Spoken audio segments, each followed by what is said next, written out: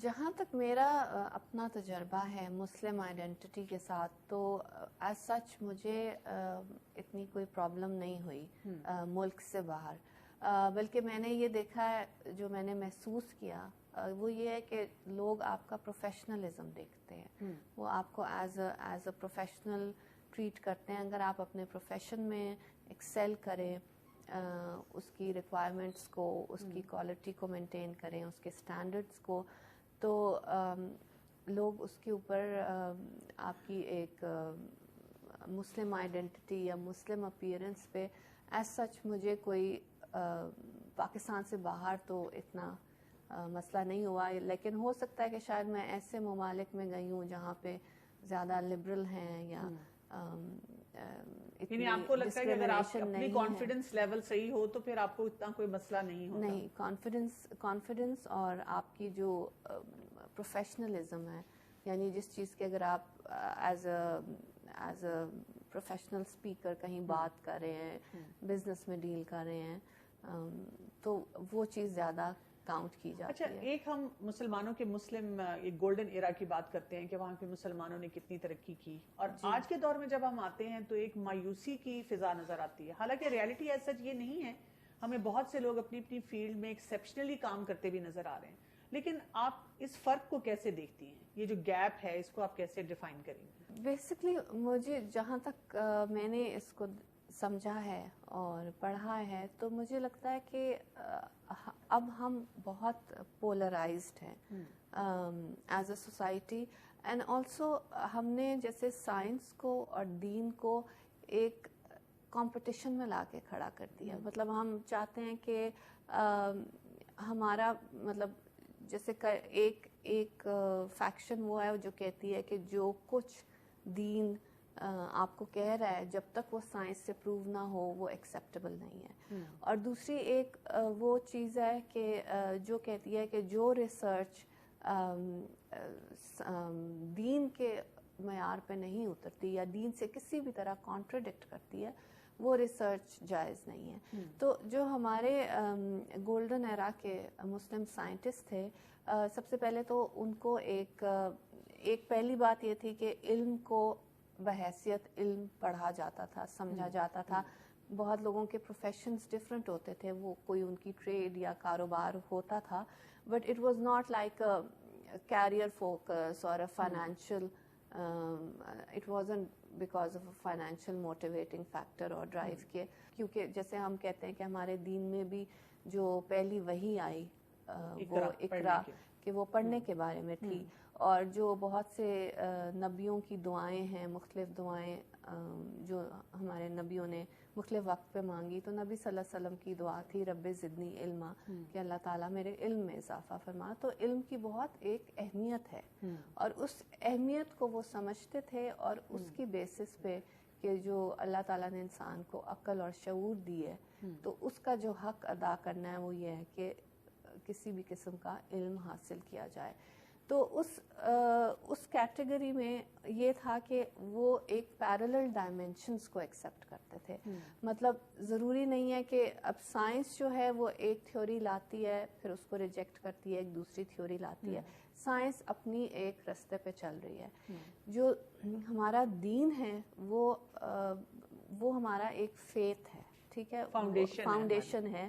اور اس کو ہم کویسچن اس طرح نہیں کرتے کہ اس کی جو فاؤنڈیشن ہے اس کو ہم کویسچن نہیں کرتے. کیونکہ دین میں بھی جب آپ آتے ہیں تو آپ دیکھیں کہ جسے کہا جاتا ہے، جب حضرت آدم کا قصہ ہے کہ شیطان جو تھا he was the first one to use logic with اللہ. اس نے ایک لاجک دی تھی نا کہ میں بہتر ہوں. تکبر سے بھرا ایک ایسپیکٹ تھا، ایروگنٹ ایسپیکٹ تھا. لیکن اسی طرح ہم دوسرا اگر دیکھیں، حضرت ابراہیم کا جو ایک قصہ ہے، جب انہوں نے کہا کہ اللہ تعالیٰ سے پوچھا کہ زندگی اور موت کیسے ہوتی ہے، اور انہوں نے کہا کہ کیا تمہیں یقین نہیں ہے، تو انہوں نے کہا کہ نہیں، میں سمجھنا چاہتا ہوں. تو وہ ایک اور ایسپیکٹ ہے کہ آپ ایک ہیوملٹی سے علم کی تلاش میں اس کے اوپر اس کو کویسچن کریں. تو اب جب ہم ان پیرلل ڈائمینشنز کی بات کرتے ہیں تو اس میں یہی ہے کہ اللہ تعالیٰ کی دین ہے انسان کی عقل اور شعور، اور اس کا استعمال آپ کس طرح کرتے ہیں. اگر تو وہ اس لیے ہے کہ اس کو سمجھنے کے لیے، تحقیق کے لیے، تدبر کے لیے، اور اس میں تکبر کا ایلیمنٹ نہ ہو تو وہ ایک اور چیز ہے. لیکن یہاں پہ ہماری کیا اپروچ ہونی چاہیے towards as a Muslim, towards research, knowledge, یا اپنے آپ کو پروگریسو کرنا؟ کیونکہ یہ آپ نے بہت امپورٹنٹ نقطہ اٹھایا ہے جس پہ ہم بات بھی کرتے رہے ہیں کہ ہمارے آج کل کا جو یوتھ ہے وہ بہت کنفیوزڈ ہے. یعنی بچے چاہتے ہیں کہ ہم دین کو بھی سمجھیں، ہم اپنی مسلم آئیڈینٹی کو بھی مینٹین کریں، لیکن سائنسز کی طرف بھی آئیں، اور وہ دونوں باتیں ان کو خوفزدہ کرتی ہیں. ان کا ملاپ ان کو خوفزدہ کرنا شروع کر دیتا ہے. وہی بات ہے کہ ان کا ملاپ ضروری نہیں ہے. مطلب سائنس کو آپ ایز آبجیکٹیولی پڑھیں، تحقیق کریں. جیسے اب ایک ایگزامپل ہے ایوولوشن کی. تو ہمارا جو بھی عقیدہ ہے اس کے بارے میں ہمارے دین میں وہ ٹھیک ہے، وہ ہمارا عقیدہ ہے، ہم اس کو کویسچن نہیں کرتے. لیکن اگر کسی چیز، لیکن وہ آپ کو اس پہ ریسرچ کرنے سے نہیں روک رہا، اس کو پڑھنے سے نہیں روک رہا، سمجھنے سے نہیں روک رہا، کیونکہ وہ تو علم کا ایک سمندر ہے.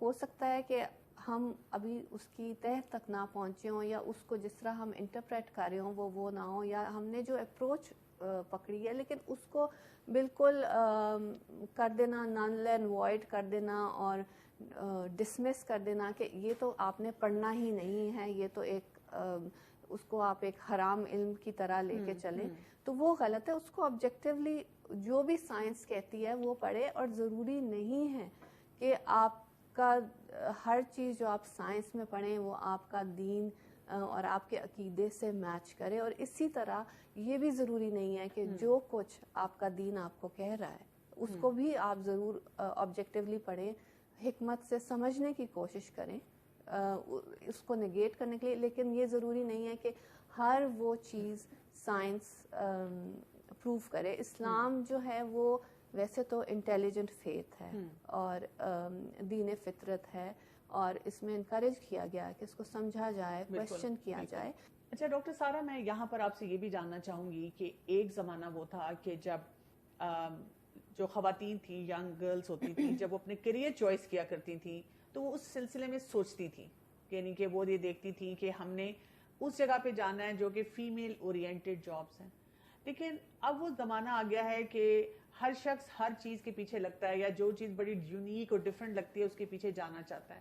تو کیا آپ سمجھتی ہیں کہ یہ جو ایک بھیڑ چال پھر شروع ہو جاتی ہے کہ سوچے سمجھے بغیر کسی بھی فیلڈ کا انتخاب کر لیا جائے، کیا فیمیلز کو زیادہ پرائرٹی یہ دینی چاہیے کہ ہم فیمیل اورینٹڈ جابس میں ہی رہیں، یا یہ کہ ان کو ٹرائی اینڈ ٹیسٹ کرنا چاہیے اپنے سکلز کے مطابق؟ اور جیسے آپ نے ایک ایکسیپشنل فیلڈ میں آپ آئی ہیں، اس میں بہت کم خواتین آتی ہیں، تو وہاں پر وہ ضرور اپنے آپ کو آزمائیں.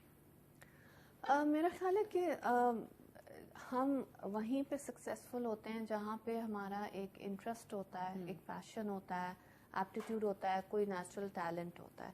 تو سب سے پہلے تو آپ کو وہ ریکگنائز کرنے کی ضرورت ہے. بیکاز کئی دفعہ جو ینگ بچے ہوتے ہیں ان کو یہ ہوتا ہے کہ میں یہ کرنا چاہتا ہوں، مجھے پسند ہے. میرے پاس بہت سے اسٹوڈنٹس ایسے کہتے ہیں کہ ہمیں ایرو اسپیس پسند ہے لیکن پاکستان میں اس کا اسکوپ نہیں ہے. تو میں انہیں کہتی ہوں کہ اسکوپ تو آپ نے بنانا ہے، ٹھیک ہے. اور تو اسی طرح بہت سے خواتین کو بھی کہ ان کا ایک پیشن اور انٹرسٹ ایک طرف ہوتا ہے، لیکن انہیں کہا جاتا ہے کہ یہ رول خواتین کے لیے نہیں ہے. لیکن جب تک آپ اپنے انٹرسٹ کی چیز نہیں لیتے تو آبویسلی ہر پروفیشن میں بھی چیلنجز ہوتے ہیں، لائف کے اپنے چیلنجز ہیں.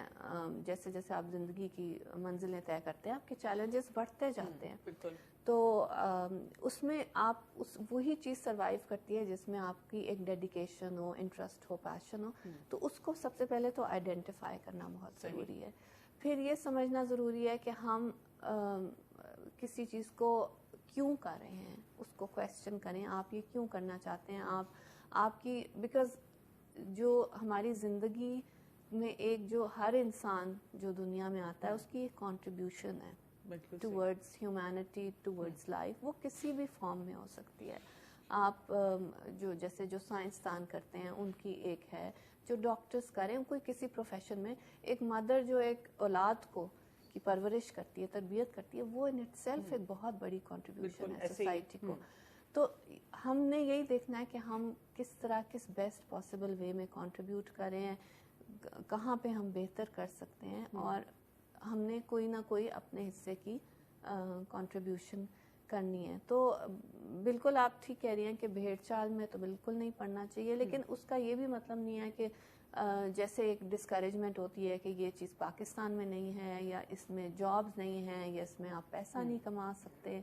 تو یہ موٹیویٹنگ فیکٹرز یا ڈرائیونگ فورسز نہیں ہونی چاہیے, اور خاص طر خواتین کے لیے, بیکاز خواتین کا ایک بہت ایک طرح سے اہم رول ہے. میں نے ایک پچھلی دنوں ایک ٹاک پہ بات کی تھی کہ جب ہم سائنس اور ریسرچ کی بات کرتے ہیں تو چونکہ ہمارے کلچرز میں اور ہماری سوسائٹی میں, دین میں, جو مرد ہیں وہ بریڈ ونرز ہیں, ان کو تو ان کی جو کیریئر چوائسیز ہوتی ہیں وہ بڑی اس وجہ سے ایک اور طرح ڈیفائنڈ ہوتی ہیں, because they have to bring in money to the family. لیکن خواتین ایک اس طرح ان پہ وہ ذمہ داری نہیں ہے, تو وہ ریلیکسڈ طور پہ وہ جو چاہیں وہ کر سکتی ہیں. اور اسی میں بہت سی جیسے شعبے ہوتے ہیں, جیسے ریسرچ کا ایک شعبہ ہے جو کہ کئی دفعہ فائنینشلی بہت ریوارڈنگ نہیں ہے لیکن پروفیشنلی بہت ریوارڈنگ ہے, تو وہ ان شعبوں میں جا سکتی ہیں اور ایسے کاموں میں جا سکتی ہیں جس میں بہت فائنینشیل ریوارڈ نہ ہو. جیسے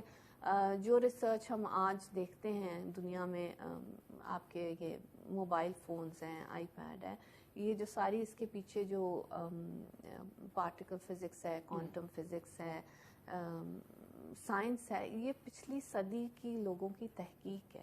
جو 100 سال پہلے سائنسدانوں نے یہ تحقیق کی, اور اس وقت ان کو نہیں پتا تھا کہ اس کا فائدہ کیا ہوگا, اور اس کو ہم کہتے بھی صدقہ جاریہ ہے, مطلب ہمارے لیے تو یہ بات ہے بالکل یہ صدقہ جاریہ ہے.